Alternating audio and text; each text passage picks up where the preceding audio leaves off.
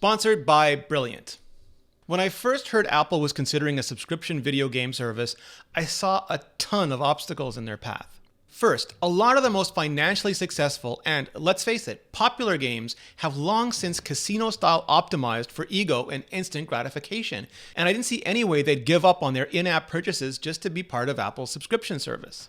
Second, if Apple used the typical subscription model of paying share of revenue based on share of attention, it was hard to see participating game companies not optimizing to grab as much attention as possible and in the worst ways possible, which is the problem Facebook created with Newsfeed and YouTube with Recommended. But with the announcement of Arcade, Apple kinda sorta deftly sidestepped both of those issues, and a bunch of other ones, including questions of how they'd attract the existing AAA titles and the biggest franchises. Cause yeah, they decided to game different. I'm live in Cupertino, California, fresh out of Apple's Showtime media event at the Steve Jobs Theater.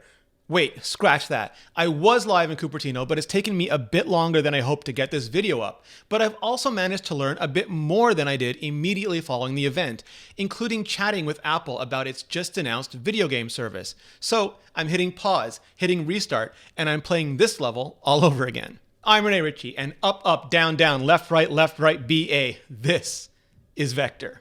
Meet Apple Arcade. It's not the Apple Music of games. It's not a place you go to get all the games you know for one low monthly price. Instead, it's a place you'll be able to go this fall to get all new games, games that never existed before, games that Apple is working hand in hand with hand-picked creators to craft specifically for Arcade for one monthly price that, yeah, we still have no idea if it'll be low, super low, or not so low at all. As far as pricing goes, Apple won't have more to say until we get closer to the launch, which, perhaps not entirely coincidentally, is timed for when Apple typically announces all of its big new hardware for the big holiday shopping season anyway. One of the biggest knocks about Apple, along with Apple doesn't get services, is that Apple just doesn't get gaming. But Apple has a lot of hardcore gamers at every level of the company, including the very top. What Apple does get, or at least where Apple thinks it can do the best, is in the mainstream, in the casual gamer, in making games accessible for everyone.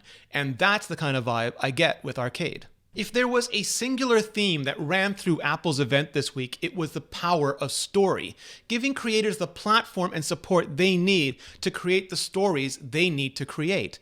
Like Oprah said, because they're in a billion pockets, y'all, a billion pockets.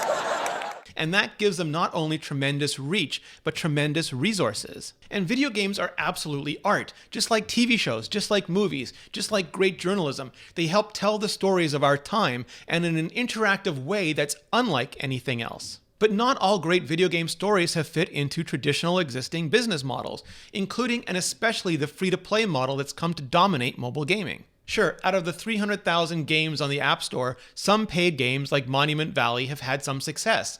But that everyone keeps pointing to Monument Valley shows how extraordinary that type of success has really been. And there's a difference between being the biggest and really being the best, between having the most games and helping make the games most people care the most about. And that's really what Apple Arcade aims to fix. Apple isn't just letting paid game developers opt into Arcade. Apple isn't even curating Arcade so only their favorite games get in. Arcade is more like a partnership where Apple is actively working with developers to create brand new exclusive games for Arcade. Games by some of the best in the business that you won't find anywhere but Apple Arcade. It's not first-party games like Apple's old Texas Hold'em, RIP, which is still a mistake, I think, because Apple not making games means Apple not hitting game framework bugs first and leaving them for developers to find and flounder with, which is terrible for any framework. Having skin in the game is absolutely the best thing for everyone. But hopefully this will be enough, because even though Apple isn't doing it all themselves, they're still contributing towards the development. And it's not even really exclusive in the classic sense, because these aren't highly anticipated mega hit franchises tied down to help propel a new platform. These are, if not experiments, then dreams. The games these developers have always wanted to make but not been able to make until now. The kinds of games that probably couldn't exist, much less thrive in the traditional markets, including and especially as free-to-play.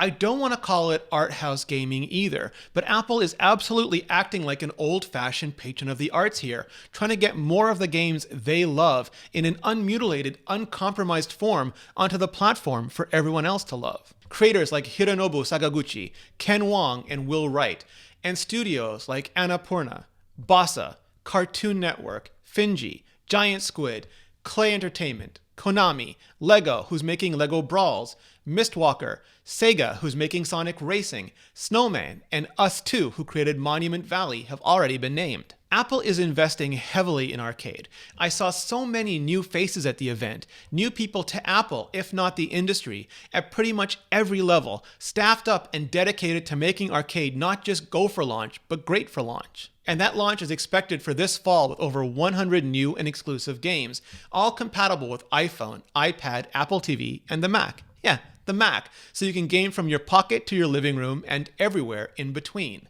Now, unlike Apple Music, there won't be an Apple Arcade for Android, and unlike TV Plus, there won't be an Apple Arcade for smart TVs made by Samsung, Sony, LG, and the like, at least not yet. And I think that's simply a reflection of how different games are from static streaming content. Streaming audio and video cross-platform is, compared to this, trivial. Making games, not so much. Even with Unity or Unreal, much less with the kind of dedicated, purpose-built frameworks Apple and developers are no doubt targeting to get the best possible experience here, making games for multiple platforms just much harder. And while there's no word yet on how other developers can join Arcade, if you're interested in gaming and you want to get into the gaming industry, you should check out Brilliant. Their daily problems are fun, bite-sized ways to master concepts by applying them. Take this one, better than standard. You may think die rolls like shiny odds in Pokemon Go are really random, but maybe not. Maybe there's a way to game the system. That's just one example out of very, very many. So if you want to actively learn new, fascinating concepts each day, every day, and get 20% off the annual subscription to view all the problems in the archive, just be one of the very first 200 to head on over to brilliant.org/vector and finish your day a little smarter. Again, every day. Thanks, Brilliant, and thanks to all of you for supporting the show. Now, Apple and Google have both announced new gaming initiatives almost at the same time, but Apple isn't Google, where everything about Stadia is firmly rooted in the cloud, the stream, and the moment. Arcade is much more Apple. No bandwidth other than the initial download, no latency other than the speed of your neurons competing with Apple's A-series chipset architecture at the literal speed of electrical impulses. And while the potential for Stadia is amazing, especially with its hooks into YouTube and Google's other services, we don't really know who or what or how good it will be yet. Apple Arcade, well, we all know iOS gaming already. Hell, we can all play 4K on Apple TV and 60 frames per second Fortnite on A12 right now, and with all of Apple's security and privacy protections built in from the very start. We also know some, if not many, of the launch titles. What we don't know is if any social and cooperative play options will be available and how well the sort of quantum fluxed current state of Game Center will handle them. And of course, we still don't know the launch price. But Apple has until this fall to figure it all out. So, hit like, hit subscribe if you haven't already. It really helps out the channel. And then hit up the comments and let me know. Would you pay for Apple Arcade? And if so, how much? And what else do you want to see on it? And thank you so much for watching.